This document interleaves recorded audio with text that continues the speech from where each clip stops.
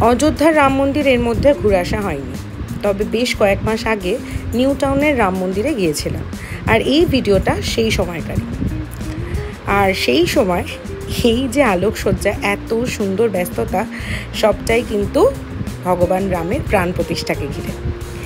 আর এই সময় আমরা মন্দিরে এই অভূতপূর্ব আলোকসজ্জা এবং মন্দিরের এই আয়োজনে সাক্ষী হয়েছিলাম। এখানে রয়েছে কলকাতার সবচেয়ে উচ্চতম মহাদেবের মূর্তি এবং পাশাপাশি রয়েছে হনুমানজির একটা স্ট্যাচু।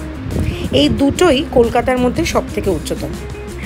আর মন্দিরের ভেতরকার স্থাপত্য নিয়ে যদি বলতে হয় তাহলে বলবো অপূর্ব সুন্দর কারুকার্য। ভেতরে ঢুকলেই একটা আলাদা ভালো লাগার অনুভূতি ভিড় করে আসে। সকল ধর্মের মানুষের এখানে প্রবেশ অবাধ।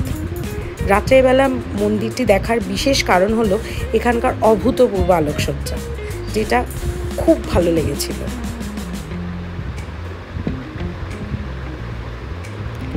মন্দিরে প্রবেশের আগেই জুতো খুলে রাখার জায়গা বাঁদিকে, যেখানে সবাই লাইন দিয়ে জুতো খুলে রাখছে। এরপর একে একে পুজোর ডালা নিয়ে মন্দিরে সবাই প্রবেশ করে। এখানে অনেকগুলো ছোট ছোট আলাদা মন্দির রয়েছে, প্রত্যেকটা মন্দিরে আলাদা আলাদাভাবে দর্শন করা যায়। এছাড়া নববিবাহিত দম্পতিদেরও আমরা ভিড় করে এখানে আশীর্বাদ গ্রহণের জন্য আসতে দেখলাম।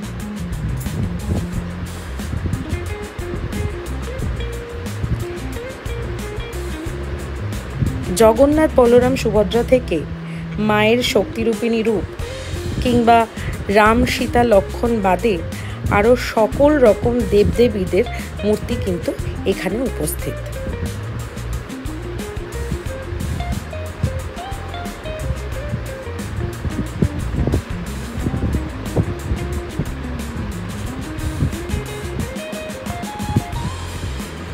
সবচেয়ে মজার বিষয় হলো প্রতিদিন বিকেলে এখানে মন্দির কর্তৃপক্ষের তরফ থেকে চা এবং জলখাবারের ব্যবস্থা থাকে।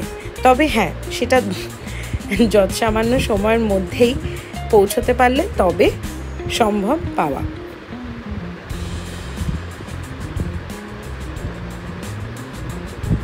প্রচুর মানুষ এখানে ভিড় করে আসেন। অনেকেই মুখিয়ে থাকেন সপ্তাহান্তে এই জায়গা দর্শনের জন্য। তাই এমন অনেক লোকের সাথে দেখা হলো এবং আলাপ হলো যারা প্রায় প্রতি সপ্তাহেই এখানে ঘুরতে ঘুরতে চলে আসেন। ভেতরে বসে থাকার অ্যাম্বিয়েন্সটা বেশ সুন্দর। ভজন, কীর্তন এবং নানা রকম অনুষ্ঠানেরও এখানে ব্যবস্থা থাকে। অনুষ্ঠান সূচি ফেসবুক, ইনস্টাগ্রাম এবং অন্যান্য পেজেও দেওয়া হয়ে থাকে। এছাড়া প্রচার গাড়িতে প্রচারও হয়ে থাকে। আমরা দাঁড়িয়ে চা পানের সুযোগ পেয়েছিলাম এবং এখানেই আমরা কথা বলে নিচ্ছিলাম এমন একজনের সাথে, যিনি এখানকার এই খাবার দাবার এবং সান্ধ্যকালীন টিফিন ব্যবস্থার সাথে যুক্ত।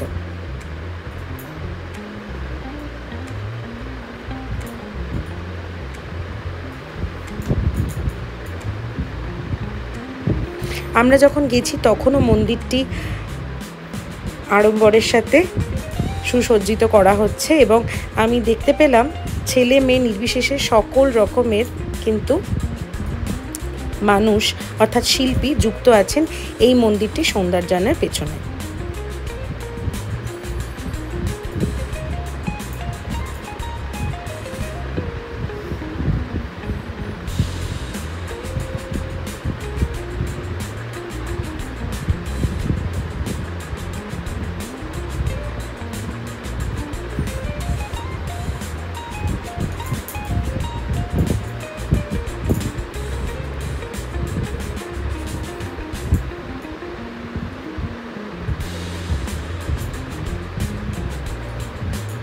সারা সন্ধেটা আমরা ওখানে উপভোগ করে তারপর ওখান থেকে